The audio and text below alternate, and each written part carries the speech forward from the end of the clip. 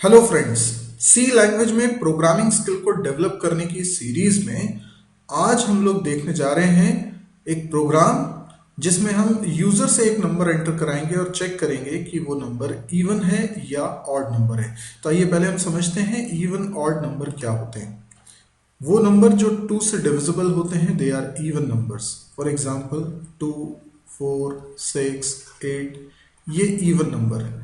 Even number की पहचान क्या है? वो 2 से डिवाइड होते हैं, यानी कोई भी नंबर है x, ये अगर 2 से डिवाइड होगा और रिमाइंडर 0 देगा, यानी 2 से डिवाइड करता हूं और जो भी नंबर से डिवाइड होता है यहाँ रिमाइंडर क्या बचना चाहिए? 0।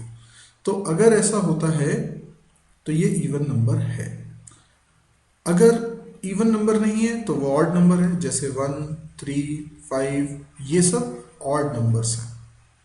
तो मुझे अगर यूजर से एक नंबर एंटर कराना है और सपोज करिए x एक वेरिएबल है जिसके अंदर यूजर ने नंबर एंटर कर दिया है, मुझे पता लगाना है कि x में रखा नंबर इवन है या ऑड है, तो मुझे x को मॉड्यूलस करना होगा 2 से। देखिए कई लोग इसमें जो बिगनर है वो ये मिस्टेक करते हैं कि वो x डिवाइडेड बाय 2 लिखते हैं। ये क्यों गलत है?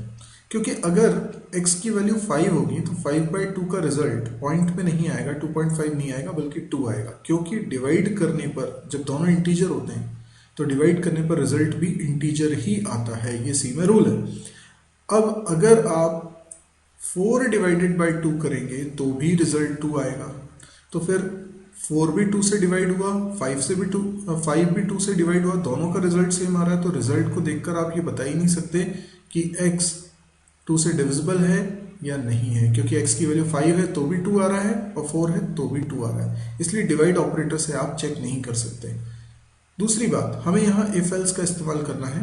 तो इफ के अंदर पैरेंथेसिस में जो लिखा जाता है उसको ट्रू या फॉल्स में इवैल्यूएट किया जाएगा। तो अगर आप यहाँ x डिवाइडेड बाय 2 लिखते हैं तो प्रॉब्लम ये है कि 5 डिवाइडेड बाय 2 का रिजल्ट 2 आया, तो इस जगह पर x बाय 2 की जगह 2 आया। अगर x की वैल्यू 4 है तो भी 2 आया। तो every non zero value, non zero मतलब जीरो के अलावा कोई भी नंबर अगर इस एक्सप्रेशन का रिजल्ट है जो इफ के पैरेंथेसिस में लिखा है तो उसको हम ट्रू मानेंगे, और अगर 0 आएगा रिजल्ट तो हम उसको फॉल्स मानेंगे।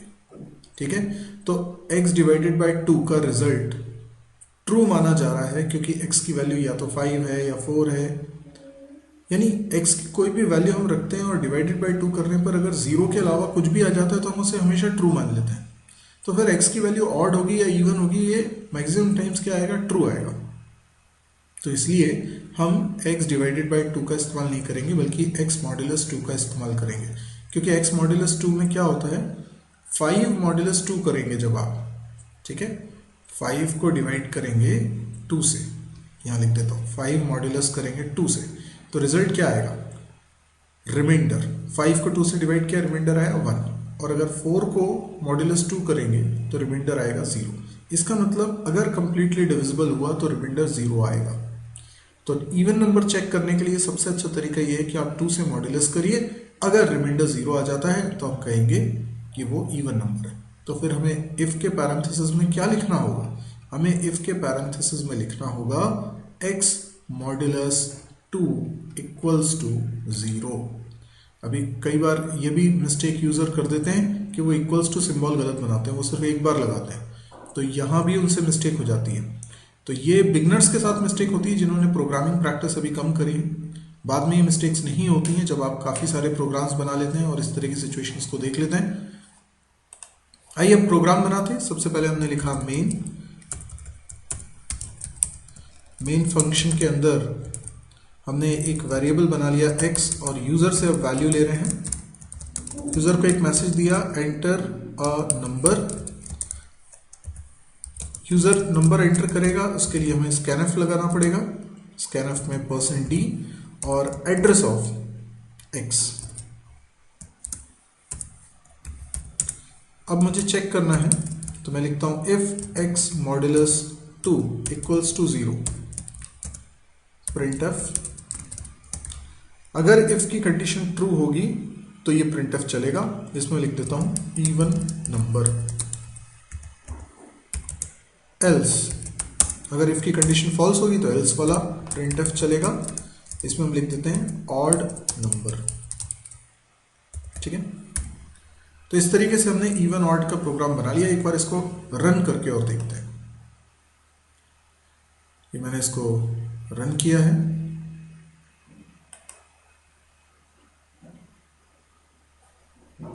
तो ध्यान दीजिए मैंने स्कैनफ की स्पेलिंग गलत लिख दी है, यहाँ पे SCANFI, ठीक है। अभी मैं इसको रन कर रहा हूँ। ये देखिए रन हो गया है। इसका आउटपुट आ रहा है एंटर अ नंबर, क्योंकि हमने यहाँ पर एक लाइन लिखी है printf एंटर अ नंबर, तो उसके बाद हमने लिखा है स्कैनफ। तो स्कैनफ के कारण स्क्रीन रुकी हुई है और ये हमसे एक्सपेक्ट कर रही है कि एक नंबर हम एंटर करें। जैसे मैंने एंटर किया 7 एक ऑड नंबर है, तो जैसे ही 7 मैंने एंटर किया 7 x में चला जाएगा और x मॉड्यूलस 2 यानी 7 मॉड्यूलस 2 हो जाएगा 1 इक्वल टू 0 हो जाएगा फॉल्स, इसलिए एल्स में आएंगे और ऑड नंबर प्रिंट कर देंगे। आप देख सकते हैं यहाँ पर ऑड नंबर प्रिंट हो रहा है। ये नीचे जो मैसेज लिखा है उसको आप इग्नोर करें, क्योंकि ये कोड ब्लॉक्स अपनी तरफ से मैसेज दे रहा है। आपका प्रोग्राम ऑड नंबर ये मैसेज प्रिंट करके और एंड हो चुका है। तो आपके इस प्रोग्राम का आउटपुट बिल्कुल सही आ चुका है। आप एक बार फिर रन करके एक इवन नंबर भी एंटर करके देख लीजिए। जैसे आपने नंबर एंटर किया 8, तो देखिए आउटपुट आ रहा है इवन नंबर, यानी हमारा प्रोग्राम बिल्कुल सही चल रहा है। अब एक और बात मैं आपको बताना चाहता हूँ कि यहाँ पर आप अगर ऐसा लिख दें तो क्या होगा। तो इस बात को समझने के लिए एक बार फिर हम लोगों ने लिखा है x मॉड्यूलस 2 और ये इफ के पैरेंथेसिस में लिख दिया। अब आप एक चीज़ समझिए, अगर x की वैल्यू 5 है तो 5 मॉड्यूलस 2 का रिजल्ट क्या आएगा? इसका रिजल्ट आ जाएगा 1, क्योंकि 5 मॉड्यूलस 2 का रिमाइंडर होता है 1। अगर मैंने x की वैल्यू रखी होती 4 तो इसका रिजल्ट आता 0। यानी एक बात तय है कि इस एक्सप्रेशन का जो रिजल्ट आएगा ना, वो या तो 1 आएगा या 0 आएगा। तो 1 का मतलब क्या हो जाएगा? नॉन जीरो वैल्यू है, इसको ट्रू मानेंगे, और 0 का मतलब क्या हो जाएगा? फॉल्स। अब आप ये देखिए कि मैंने क्या रखा था, x की वैल्यू तो ट्रू आया, x की वैल्यू 5 रखा था ट्रू आया, मतलब जब ऑड नंबर है तो ट्रू आ रहा है, और जब मैंने 4 रखा था तो क्या आया? 0। तो यानी इवन नंबर है तो फॉल्स आया। इसका मतलब प्रोग्राम पूरा यही है, सिर्फ प्रिंटफ के रोल इंटरचेंज हो जाएंगे। यहाँ जो प्रिंटफ में मैं इवन नंबर लिख रहा था, इसकी जगह मैं लिखूंगा ऑड नंबर, और यहाँ पर मैं लिख दूंगा इवन नंबर। ठीक है, ये हो गया। एंटर नंबर मैंने 7 एंटर किया, देखिए ऑड नंबर लिखा हुआ आ रहा है। ठीक है, बिल्कुल सही है। अच्छा, अगर आप चाहते हैं कि यहाँ पे वो नंबर भी प्रिंट हो जाए तो मैं यहाँ लिखता हूँ %d is an odd number, और %d की जगह मैं x की वैल्यू को प्रिंट करा देता हूँ। बिल्कुल इसी प्रकार से यहाँ पर भी %d is an even number. ठीक है, और यहाँ पर भी मुझे लिखना पड़ेगा x। जब भी आप %d लगाते हैं तो %d की जगह पर क्या वैल्यू प्रिंट होने वाली है उसके लिए आप यहाँ एक्सप्रेशन लिखते हैं, जैसे मैंने x लिखा है। अभी फिर मैं इसको रन करता हूँ। अब देखिए जैसे मैंने एंटर किया 11, तो 11 इज एन ऑड नंबर। ठीक है ना, तो ये थोड़ा और अच्छा लग रहा है प्रोग्राम। एक और बार चलाया, मैंने लिखा 92 is an even number. Okay, अब यदि प्रोग्राम आपको पसंद आया हो तो आप इसे लाइक कर सकते हैं। यदि आप इस तरह के और प्रोग्राम्स देखने में इंटरेस्टेड है तो आप इस चैनल को जरूर सब्सक्राइब करिए, ताकि जब भी मैं कोई नया वीडियो अपलोड करूं तो उसका नोटिफिकेशन आपके पास आ जाए। इसके अलावा मेरी वेबसाइट को विजिट करना ना भूलें, क्योंकि मेरे यूट्यूब पे कई सारे चैनल्स हैं और हो सकता है आपने कई सारे वीडियोज़ अभी इसलिए ना देखे हो क्योंकि आपने अभी एक ही चैनल देखा है। तो आपको सारे वीडियोज़ के लिंक बहुत ही प्रॉपरली ऑर्गेनाइज्ड वे में इस साइट पर मिल जाएंगे। मेरी साइट का नाम आपके स्क्रीन पर है, www.mysirji.com।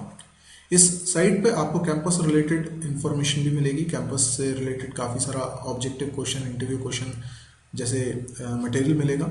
इसके अलावा आपको यहाँ पता चलेगा कि डेली एक नया वीडियो पब्लिश कर रहा हूँ, और सारे के सारे वीडियोस फ्री हैं, हिंदी में हैं। यहाँ पे आप C++, जावा, PHP, MySQL, data structure, DBMS जैसे कई सारे कोर्सेज सीख सकते हैं। अगर अच्छा लगे तो प्लीज़ इसको शेयर भी करिएगा। शेयर आप कर सकते हैं अपने व्हाट्सएप ग्रुप में या फेसबुक वॉल पे या मौके ग्रुप से लोगों को बता के। Thank you.